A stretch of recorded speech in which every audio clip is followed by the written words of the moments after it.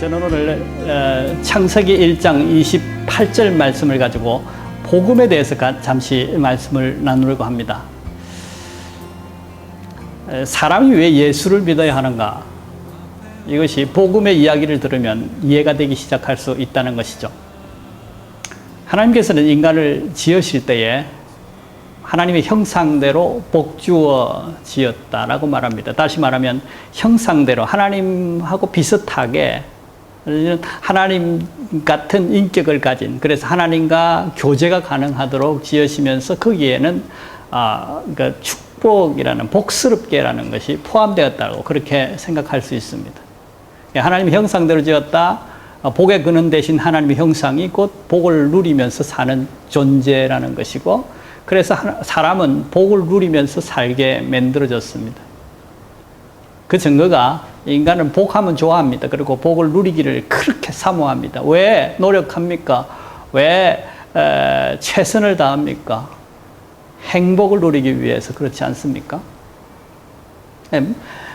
복은 시스템입니다. 성경에서 이렇게 말씀합니다. 창세기 1장 28절 말씀에 생육하고 번성하여 땅에 충만하라, 정복하라, 다스리라고 그 세 단어를 주심으로 통해서 인간의 그 행복 시스템을 설명하고 있습니다.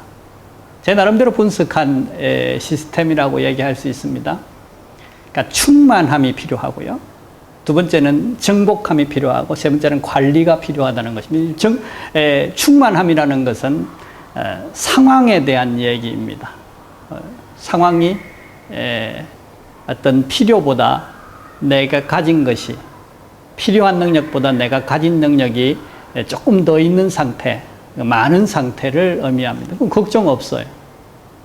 언제든지 액션을 취할 수 있는, 시도하고 도전할 수 있는, 전혀 문제가 없고 장애가 없는 상태, 이것을 이르러서 충만이라고 얘기할 수 있고요. 충만만 있으면 좋냐? 괜찮냐? 행복을 누릴 수 있냐? 그렇지 않습니다. 제가 아파트를 살 수 있는 돈이 내게 충분히 있다고 하십시다. 그런데 아파트가 1억 하고요. 나는 1억 5천의 돈이 있어요. 그렇다고 한다면 내가 아파트를 소유하는 것은 이것과 별개입니다. 내가 부동산 찾아가서 계약서를 쓰고 또 지불을 하고 영수증을 받고 그 아파트 키를 얻었을 때에 이건 내 집이 되는 것이죠. 다시 말하면 액션이 도전이 필요하다는 것이죠. 더 나아가서 행복이 어디서 오느냐? 그 아파트에 입주를 했다면 문제없이 아파트 생활을 할 수 있어야 하는 것입니다. 관리비가 비싸서 또 어떤 생각지 못한 사고가 발생함으로 통해서 아파트를 팔 수밖에 없었다면 행복은 유지되지 않는 것입니다. 극단적인 예를 들어서 그렇다는 것이죠. 그래서 행복을 누리는 데 있어서는 충만한 욕구에 대해서 성취가 있어야 하고요. 정복의 욕구에 대해서 액션을 취해서 도전을 해서 어떤 획득을 한다 그럴까요? 어떤 열매를 누려야 하는 것이죠. 그 누린 열매, 그 얻은 열매가 보존되어야 하는 것이 세 번째 문제입니다. 그런데 인간은 실제로 어떤 문제에 대해서 내가 할 수 있는 능력이, 내가 가진 능력이 조금 모자랄 때가 한두 번이 아닌 것입니다. 많이 모자라, 다 모자라, 전혀 없지는 않습니다. 그러나 한 2%는 부족한 것이죠. 그래서 정복해야 되는데 주저할 수밖에 없어요.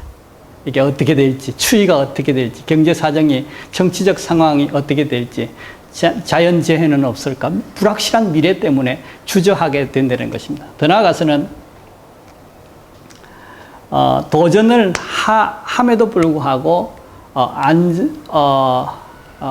늘 행복할 수 없는 것은 그것을 유지하는데 또한 능력이 필요하기 때문에 그렇습니다. 소위 말하면 관리가 필요하다는 것입니다. 그래서 자꾸만 아파트를 늘려가야 되는 그런 것과 마찬가지로 여기서 살면서 만족하고 행복하고 또 여유가 있어서 자꾸만 더 큰 행복을 누려갈 수 있도록 그렇게 만들어져야 하는 것인데, 그것을 관리라고 본다면 관리하는 데 능력이 부족합니다. 왜냐하면 여러 가지 생각지 못한 변수가 발생해서 우리의 상황을 뒤집을 수 있다는 것입니다. 이 일이 왜 일어났을까요? 하나님께서 인간을 지으실 때에 욕구를 주시고 욕구에 상응하는 능력을 공급해 주시는 조건 하에서 형상대로 복주어 지었다고 말씀하셨습니다. 그런데 인생이 하나님과의 그 관계 속에서 범죄했기 때문에 거룩한 하나님과 죄인은 관계를 할 수가 없는 거죠. 그 통로에 소위 말하면 문제가 발생하고 통로가 막혔다는 것입니다. 그 통로에 무엇을 해야 합니까? 하나님께서 주시는 능력으로 통해서 우리가 이 욕구를 성취해야 될 것인데 그러지 못하게 됐다는 것입니다.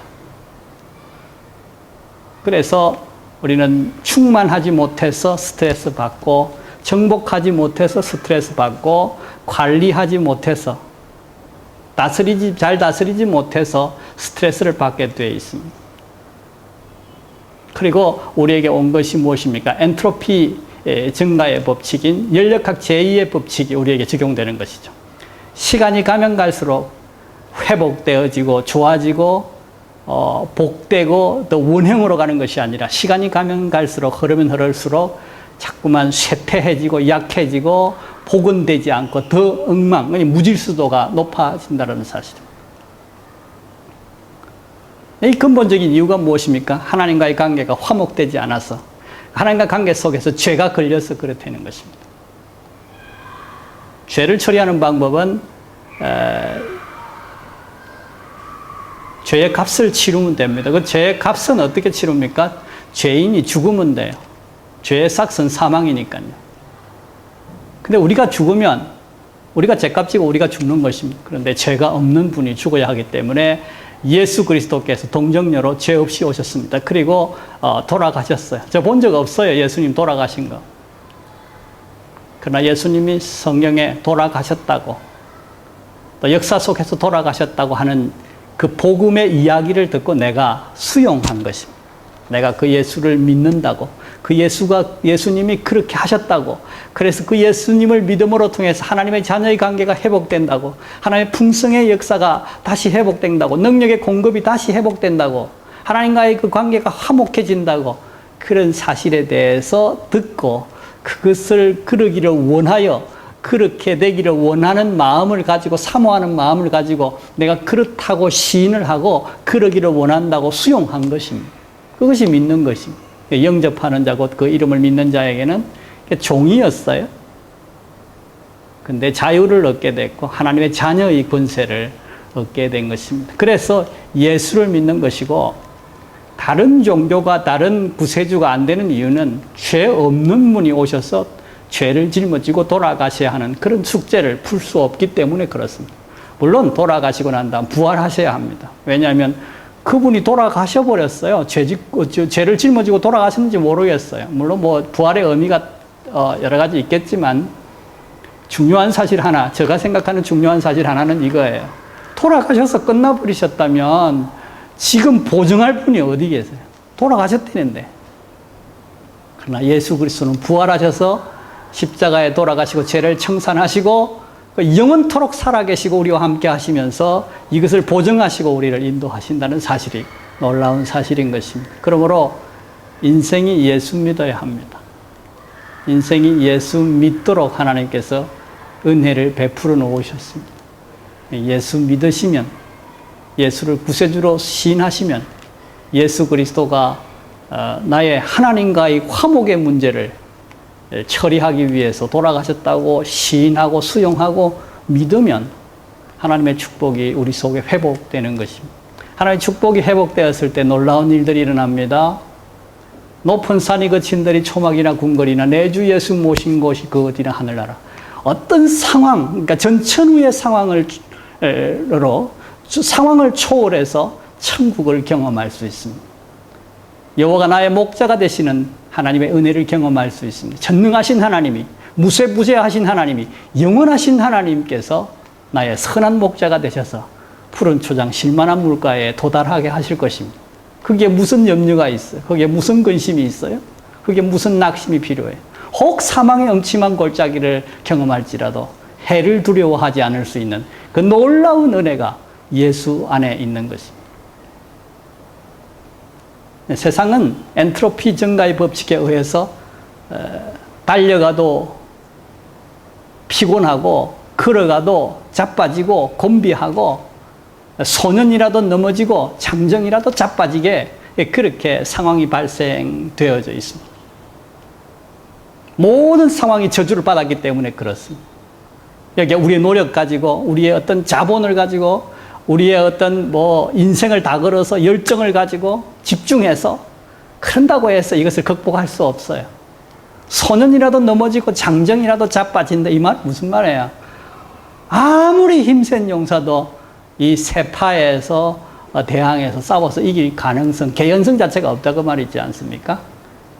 그런데 오직 여호와를 앙망하는 자는 새 힘을 얻으니 이 새 힘이 뭡니까?